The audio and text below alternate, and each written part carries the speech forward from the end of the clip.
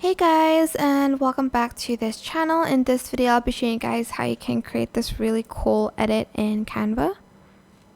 I'm just going to try to find a video where their perfume bottle is kind of moving, like this one for instance. Go to text and add in a text. I'm just going to type in like scent maybe. And I'm going to also try to find a really nice font here.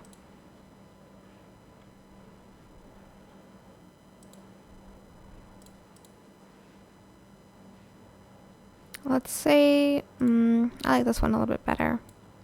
You can also color the text in whatever color you like. Copy and paste the video, edit video, and select background remover. Then I'm going to copy and paste the text here. I'm going to place the video back and I'm going to place the text on top. Go to effects and select the hollow option. And that is it. Super simple. I hope this tutorial was helpful for you guys. Don't forget to like, comment, share, and also subscribe to this channel if you haven't done that already. If you have any more questions, just leave it in the comment section down below. I will try my best to answer them all for you guys. And if you found this video helpful, please click the thanks button above the description box down below. Thank you so much for watching. Bye!